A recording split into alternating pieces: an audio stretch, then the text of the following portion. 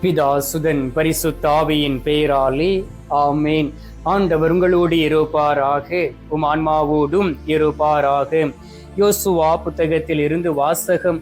அதிகாரம் 1, இறை வார்த்தை 9. நான் உனக்கு கட்டளையிடவில்லையா? வீறுகொள், துணிந்து நில், அஞ்சாதே, கவலைப்படாதே. ஏனெனில் உன் கடவுளும் ஆண்டவருமான நான் நீ செல்லும் இடமெல்லாம் உன்னோடு இருப்பேன். ஆண்டவரின் அருள்வாக்கு. இறைவா உமக்கு நன்றி. கிறிஸ்துவுக்குள் பிரியமான என் அன்பு சகோதர சகோதரிகளே, நம் ஆண்டவராகிய இயேசு கிறிஸ்துடைய திருப்பெயரினால் உங்களையும் உங்களுடைய குடும்பத்தையும் ஆசீர்வதிக்கின்றேன். இந்த நாள் முழுவதும் ஆண்டவர் உங்களோடு தங்கி நீங்கள் செல்கின்ற இடமெல்லாம் உங்களுக்கு பக்கபலனாய் இருந்து உங்களுடைய உள்ளத்தின் தேவைகளை நிறைவு செய்வாராக. ஏனென்றால் ஆண்டவருடைய திருமுகத்தை தேடி வந்திருக்கிறீர்கள். அவருடைய பிரசன்னத்தை உணர்ந்து கொள்ள, அவருடைய வாழ்க்கை முறையை அறிந்து கொள்ள, அவருடைய வார்த்தைகளை உள்ளத்தில் சுமந்து கொள்ள நீங்கள் அவருடைய முகத்தை தரிசித்துக் கொண்டு இருக்கிறீர்கள். எல்லாவற்றையும் ஆண்டவர் உங்களுக்கு நிறைவேற்றி உங்களை ஆசீர்வதிக்க உங்களுக்காக ஜெபிக்கின்றேன். அன்பார்ந்தவர்களே, வளைகுடா நாடுகளிலே போர் நடந்து கொண்டு இருக்கின்றது.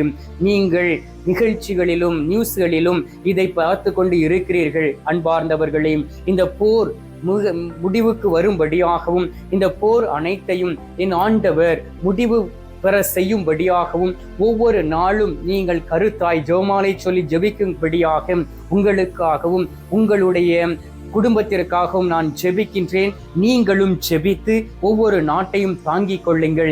ஏனென்றால் நாடுகள் அமைதியாக இருக்கும் பொழுதுதான் இந்த உலகம் அமைதியாக இருக்கும். நம்மால் கடவுளை தேட முடியும். இந்த உலகம் சீரழிந்து கொண்டு இருப்பதை பார்க்க முடிகின்றது. ஒவ்வொரு நாளும் எவ்வளவோ கொடுமைகள் நடந்து கொண்டு இருக்கின்றன.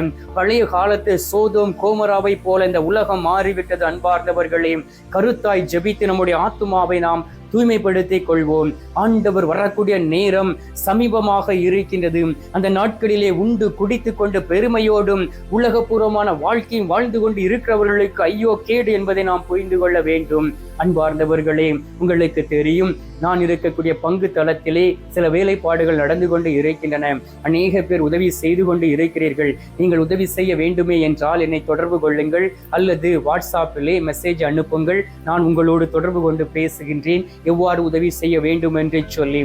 ஆண்டவர் தாமே உங்களை ஆசீர்வதிக்க உங்களுக்காக நான் திருப்பலில் மன்றாடுகின்றேன். நற்கருணை நாதருக்கு முன்பாகவும் இருந்து மன்றாடுகின்றேன். அன்பார்ந்தவர்களே, இந்த அருமையான நேரத்திலே ஆண்டவர் உங்களையும் என்னையும் பார்த்து சொல்லுகின்றார், என் மகனே மகளே, நீ கவலைப்படாதே, நீ செல்லும் இடமெல்லாம் உன்னோடு கூட இருப்பேன் என்கின்ற ஒரு சத்திய வார்த்தையை சொல்லுகின்றார். அவருடைய வார்த்தைகள் அனைத்துமே உயிர் உள்ளன, ஆற்றல் பெற்றவை. அந்த சத்தியம் நமக்குள் வரும் பொழுது அந்த சத்தியம் நம்மை விடுதலை ஆக்குகின்றது. எனவேதான் யோவான் நற்செய்தி 14வது அதிகாரம் 6வது இறை வார்த்தையில் சொல்லப்பட்டு இருக்கின்றது, உண்மையை அறிவீர்கள், உண்மை உங்களை விடுதலை ஆக்கும். நீங்கள் விடுதலை அடைய வேண்டுமே என்றால், உண்மையான வாழ்க்கை வாழ வேண்டுமே என்றால் ஆண்டவராகிய இயேசு கிறிஸ்துவோடு இருக்க வேண்டும். ஆண்டவராகிய இயேசு கிறிஸ்து தரக்கூடிய அந்த ஆற்றலையும் பலத்தையும் நீங்கள் பெற்றுக்கொள்ளக்கூடியவர்களாக இருக்க வேண்டும். அன்பார்ந்தவர்களே, ஆண்டவராகிய கடவுள் யோசுவாவுக்கு வாக்கை கொடுக்கின்றார். என்னுடைய கட்டளைகள் எல்லாவற்றையும் நீர் கடைபிடிக்க வேண்டும். கடைபிடித்து அதை கருத்தாய் இருந்து அவற்றை பின்பற்றினால் நீ ஆசீர்வதிக்கப்படுவாய். நீ செல்கின்ற இடமெல்லாம் வெற்றியை பெறுவாய். நீ துணிவுடன் இருப்பாய், அச்சமின்றி வாழ்வாய், கவலையின்றி வாழ்வாய். ஏனென்றால் உன்னோடு இருப்பது நான் என்று அவர் வாக்கு கொடுக்கின்றார். பாருங்கள், ஆண்டவர் ஒரு மனிதனுடைய வாழ்க்கையில் கடந்து வந்து விட்டார் என்றால், ஆண்டவர் ஒரு மனிதனை ஆசீர்வதிக்க அவர் ஒரு மனிதனுடைய குடும்பத்திற்குள் வந்துவிட்டார் என்றால் அந்த குடும்பத்தினுடைய வாழ்க்கை முறை முற்றிலும் மாறிவிடும். அன்பார்ந்தவர்களே, நான் 26 வயதில் இருக்கும் பொழுது ஆண்டவர் என்னை தொட்டார். ஆண்டவர் அப்படியே நான் ஃபுட்பால் விளையாடி கொண்டு அந்த ரோட்டிலே நடந்து வீட்டிற்கு சென்று கொண்டு இருந்தேன். அப்பொழுது நமது ஒரு கோயிலிலே, எங்கள் ஊரில் இருக்க இன்னொரு கோயிலே, மாதா கோயிலிலே நற்செய்தி கூட்டம் நடந்து கொண்டு இருந்தது. எதற்காக நான் அதற்குள் அந்த அழுக்கு காலோடு நான் சென்றேன் என்று எனக்கு தெரியாது. அந்த கடைசி வரிசையிலே நான் நின்று கொண்டுதான் அந்த செய்தியை கேட்டேன். முதலாக ஆண்டவருடைய வார்த்தைகளை. அந்த வார்த்தை என்னை தொட்டது. 3 நாட்களாக கடந்து சென்று அந்த கடைசி நாளிலே ஆண்டவர் என்னை அழைத்தார். முதலில் நான் செய்த காரியம் ஒரு திரு விவிலியத்தை வாங்கி வாசிக்க ஆரம்பித்தேன். இரண்டாவது நல்லதொரு பாவ சங்கீர்த்தனம் செய்தேன். மூன்றாவது மற்றவர்களுக்காக ஜெபிக்க ஆரம்பித்தேன். ஆண்டவர் என்னை உருமாற்றினார். அவர் என்னை உருமாற்றி அவருடைய பணிக்காக என்னை அழைத்த பொழுது முதலில் பின்வாங்கினேன்.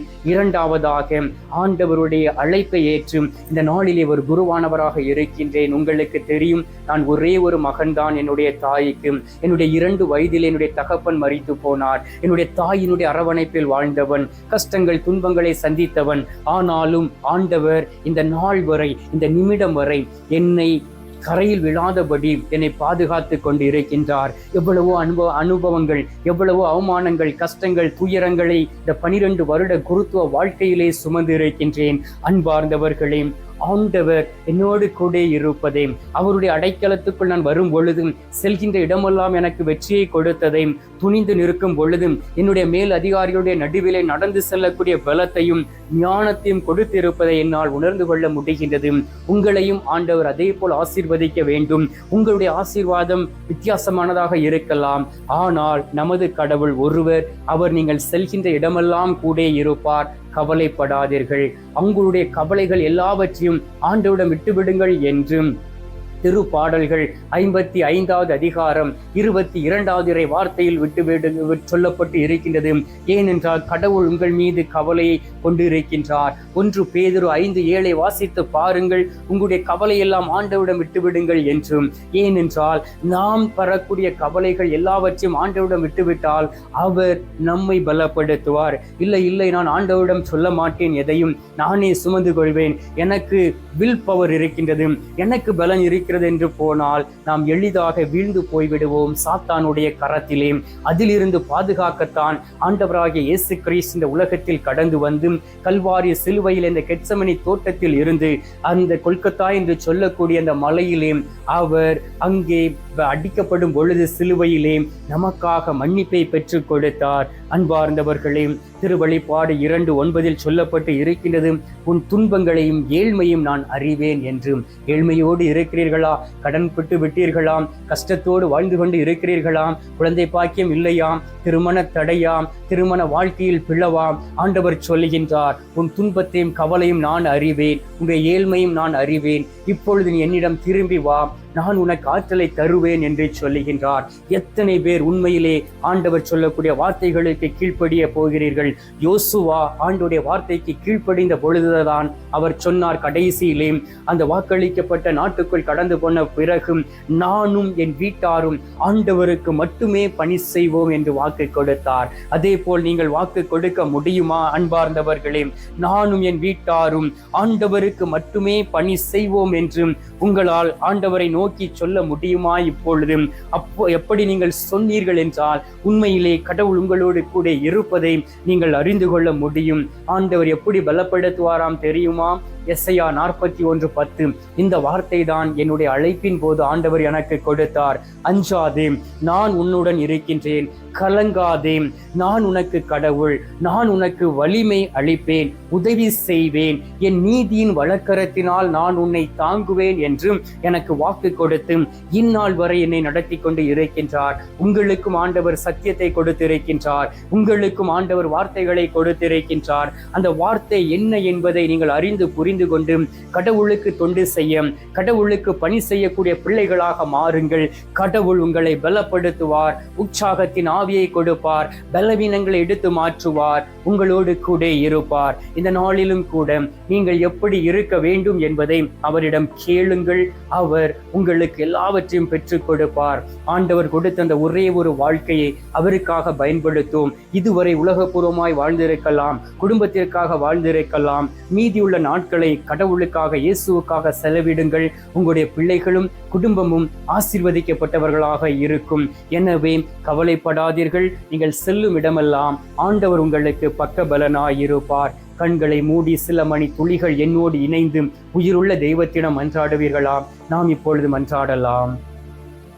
எங்கள் பரலோக தந்தையே, இயேசு கிறிஸ்துவே, தூயனல் ஆவியை, தகப்பனே, இந்த அருமையான காலை பொழுதிற்காக உமக்கு நன்றி சொல்லி உம்மை துதிக்கிறேன் சுவாமி. இந்த காலை பொழுதிலே நீர் எங்களை ஆசீர்வதித்து எங்களுக்கு உதவி செய்ய, எங்களுக்கு வலிமை அளிக்க, எங்களோடு கூட கடந்து இருப்பதற்காக உமக்கு நன்றி சொல்லி உம்மை துதிக்கிறேன் அப்பா. நீர் எங்களுக்கு வாக்கு கொடுத்திருக்கின்றீரே, கவலைப்படாதே, நீ செல்லும் இடமெல்லாம் நான் உன்னோடு கூட இருப்பேன் என்று சொல்லி எங்களோடு கூட இருக்கக்கூடிய அன்பு தெய்வமே, உம்மை ஆராதிக்கின்றோமை, போற்றுகின்றோமை, புகழுகின்றோம். இந்த நேரத்திலும் கூட இதோ ஆயிரக்கணக்கான பிள்ளைகள் உம்மை தேடி வந்திருக்கிறார்கள். உமது வார்த்தையை கேட்பதற்காக, உம்மோடு மனமிட்டு பேசுவதற்காக, உம்மோடு உரைவாடுவதற்காக, தன்னுடைய விண்ணப்பங்களையும் வேதனையும் கண்ணீரையும் காணிக்கையாக செலுத்துவதற்காக வந்திருக்கிறார்களே. அவர்களுடைய கூக்குரலை கேட்பீராக. அவர்கள் ஒவ்வொருவரையும் ஆசீர்வதித்து பலப்படுத்திடுவீராக. பலவீனங்களை எடுத்து மாற்றிடுவீராக. துக்கத்தின் ஆவி எடுத்து மாற்றிடுவீராக. உண்மையும் பலத்தையும் தந்திட வேண்டுமாய் நோக்கி செபிக்கிறேன் அப்பா.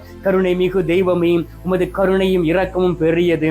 வீறு கொண்டு துளிந்து எழுந்து நிற்கக்கூடிய பலத்தை கொடுப்பீராக. அச்சமில்லாத ஒரு வாழ்க்கையை கொடுப்பீராக. எல்லோரையும் ஆசீர்வதியும். அவருடைய விண்ணப்பங்களை ஆசீர்வதியும். நோய்வாய்ப்பட்டு இருக்கக்கூடிய பிள்ளைகளை தொடுவீராக. கலக்கத்தோடு இருக்கிறவர்களுக்கு ஆறுதலை கொடுப்பீராக. பரிசுத்த ஆவியாருடைய வல்லமையும் பலத்தையும் கொடுப்பீராக. உம்மில் மகிழ்ந்து இருக்கக்கூடிய ஆற்றலை தந்திட வேண்டுமாய் நோக்கி செபிக்கிறேன் சுவாமி. ஆண்டவராகிய இயேசு கிறிஸ்துவே, அதிசயங்களையும் அற்புதங்களையும் செய்யக்கூடிய அன்பு தெய்வமே, தூயதொரு வாழ்க்கை வாழவும், உண்மையுள்ள வாழ்க்கை வாழவும் நீர் எங்களுக்கு கூட இருந்து வழி நடத்திட வேண்டுமாய் நோக்கி செபிக்கிறேன் அப்பா. இந்த அருமையான நேரத்திலே ஆண்டவரே, வளைகுடா நாடுகளுக்காக ஜெபிக்கின்றோம். போர் முனையில் இருக்கக்கூடிய பிள்ளைகளுக்காகவும் நாடுகளுக்காகவும் ஜெபிக்கின்றோம். அவற்றை ஆசீர்வதித்து பாதுகாப்பை கொடுத்து அமைதியை நிலைநாட்டிட வேண்டுமாய் நோக்கி ஜெபிக்கிறேன் அப்பா. இந்த நேரத்திலே நீர் எங்களுடைய ஜெபத்தை கேட்டிருப்பதற்காக உமக்கு நன்றி. ஜெபத்தை கேட்டு பதில் தந்திருப்பதற்காக உமக்கு ஸ்தோத்திரம், ஸ்தோத்திரம், ஸ்தோத்திரம். மீட்பெரும் இரட்சகருமான இயேசுவின் திருக்கரத்தில் ஒப்புக் கொடுத்து எங்கள் தாய் கண்ணி மரியாள் வழியாக ஜெபிக்கின்றோம். அன்பு தந்தையே, ஆமீன். பரலோகத்தில் இருக்கிற எங்கள் பிதாவே, உம்முடைய நாமம் அர்ச்சிக்கப்படுவதாக. உமது ராஜ்யம் அருக. உமது சித்தம் பரலோகத்தில் செய்யப்படுவது போல பூலோகத்திலும் செய்யப்படுவதாக. எங்கள் அனுதின உணவை எங்களுக்கு அளித்தருளும். எங்களுக்கு தீமை செய்கிறவர்களை நாங்கள் பொறுப்பது போல எங்கள் பாவங்களை பொறுத்தருளும். எங்களை சோதனை விளைவிடாதையும் தீமையிலிருந்து எங்களை ரட்சித்தருளும். ஆமீன். அருள் நிறைந்த மரியே வாழ்க, கர்த்தர் உடனே, பெண்களுக்குள் ஆசீர்வதிக்கப்பட்டவள் நீரை. உம்முடைய திரு வயிற்றின் கனியாகிய இயேசும் ஆசீர்வதிக்கப்பட்டவரே. அச்சிஷ்ட மரியே, சர்வேசுடைய மாதாவே, பாவிகளா இருக்கிற எங்களுக்காக இப்பொழுதும் எங்கள் மரண நேரத்திலும் வேண்டிக் கொள்ளும். ஆமீன். பிதாவுக்கும் சுதனுக்கும் பரிசுத்த ஆவிக்கும் மகிமை உண்டாவதாக. ஆதியில் இருந்தது போல இப்பொழுதும் எப்பொழுதும் என்றென்றும் இருப்பதாக. ஆமீன். அன்பார்ந்தவர்களே, நற்கருணை நாதர் தரும் ஆசீர்வாதத்தை பெற்றுக் கொள்வோம். எல்லாம் அல்ல இறைவன், பிதா, சுதன், பரிசுத்த ஆவி உங்களை ஆசீர்வதிப்பாராக. ஆமீன்.